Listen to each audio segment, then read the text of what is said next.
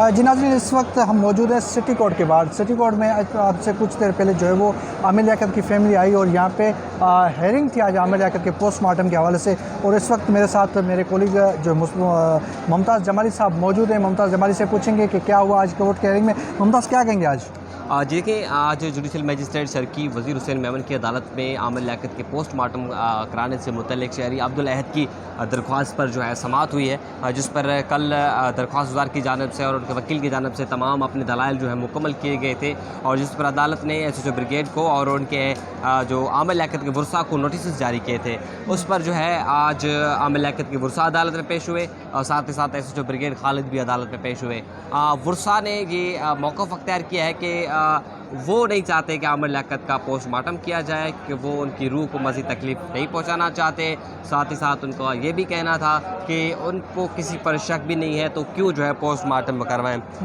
SHO ने जो अपनी रिपोर्ट अदालत में पेश की है कि डॉक्टर्स का ये कहना है कि जब तक इंटरनल एग्जामिन नहीं होता, मतलब बॉडी का अंदरूनी हिस्सा उनका जायज़ा नहीं लिया जाता, तब तक जो है मौत के असली वजूहात जो हैं सामने नहीं आ सकते हैं। लिहाजा अदालत जो है उसके बाद सरकारी वकील भी अदालत पेश हुए, उनका भी यही कहना है कि वर्सा भी नहीं चाहते कि पोस्टमार्टम हो, जबकि पुलिस की रिपोर्ट भी ये है।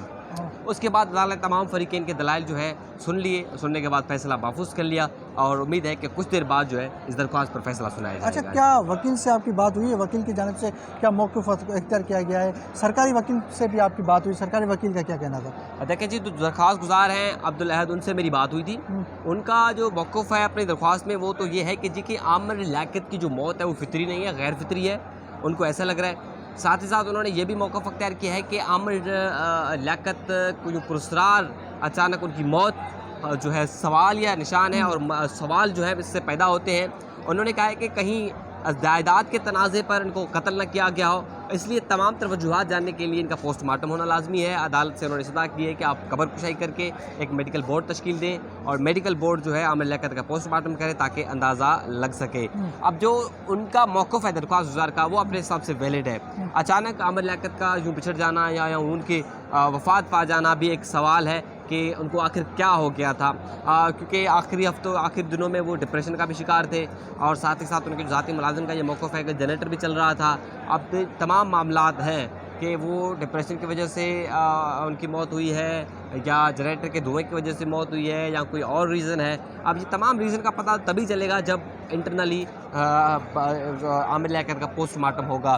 तो लेकिन अब यह है कि जैसे आमिर लियाकत वफ़ात पा गए थे तो उस टाइम उस दौरान ही आमिर लियाकत की जो पहली बेगम है और उन्होंने और उनके जो साहबजादे हैं उन्होंने मना किया कि वो पोस्टमार्टम नहीं करना चाहते।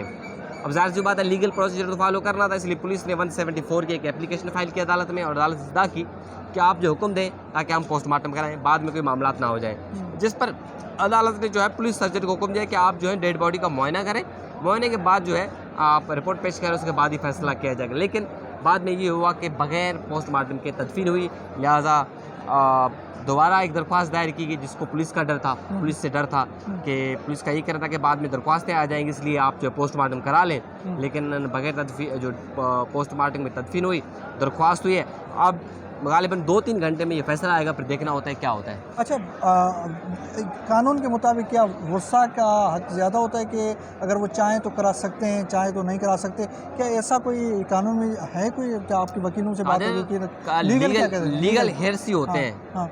ठीक है, लीगल हेयर्स में उनके साहबजादे हैं और उनकी साहबजादी भी, एक बेटी है एक बेटा है, ये दोनों जो है लीगल हेयर्स में आते हैं। तो उनकी जायदाद में ऐसा भी लीगल हेयर्स का होगा और उनसे मुतल्लिक जो डिसीजन लेंगे वो भी लीगल हेयर्स ही लेंगे। तो इसलिए अदालत ने पहले लीगल हेयर्स को भी तलब किया कि लीगल हेयर्स क्या कहना चाहते हैं।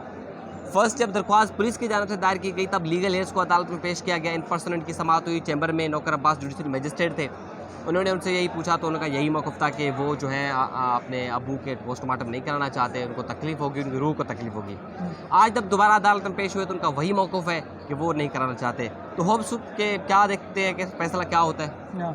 अच्छा, वो वालिदैन की जो पोस्टमार्टम कराना ज़्यादा तो लीगल में मेरे ख्याल में हक तो बेटे का होता है, बेटे का होता है, बेटी का लीगल होता और है। से हाँ। जी बिल्कुल, अच्छा, औलाद जो तो होती है। हाँ, अब डॉक्टर आमिर लियाकत एक बहुत बड़ा नाम था, तो ज़ाहिर है उसके मदाह भी हैं, तो वो चाहते हैं कि पोस्टमार्टम हो।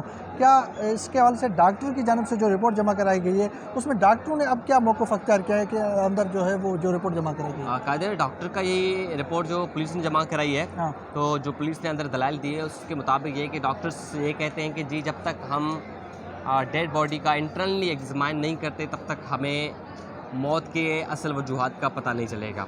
इंटरनली एग्जामाइन होगा, अंदर से कुछ जो है नमूने लिए जाएंगे, कुछ जुज़े लिए जाएंगे, लैब में जाएंगे, लैब में बाद में पता चलेगा कि धुएं से मौत हुई, डिप्रेशन की वजह से मौत हुई, चोट लगने की वजह से मौत हुई, या कुछ अनहाइजेनिक कोई चीज़ उन्होंने खा ली उसकी वजह से मौत हुई। तो ये तो इंटरनली पता चलेंगे, हाँ। क्योंकि ये बाहर जो एक्सटर्नली उनको कोई बड़ी चोट वगैरह नहीं लगी थी। जो पहले जो है पुलिस सर्जन ने मुआयना किया था ना डेड बॉडी का, तो उसमें ये रिपोर्ट यह है कि बाहर से कोई उनको चोट वोट नहीं लगी। अब देखना ये होता है कि अदालत अगर तारीख देती है हाँ। तो उसके कब्र कुशाई होगी, कब्र कुशाई के बाद ही पोस्टमार्टम। ठीक है जी नाज़रीन, ये आपने पूरी बात सुनी मुमताज़ जमाली साहब की। अब फैसला कुछ देर में आने वाला है, फैसला क्या आता है वो हम आप तक नाज़रीन तक जैसे अपडेट होगी हम आप तक पहुंचाते रहेंगे।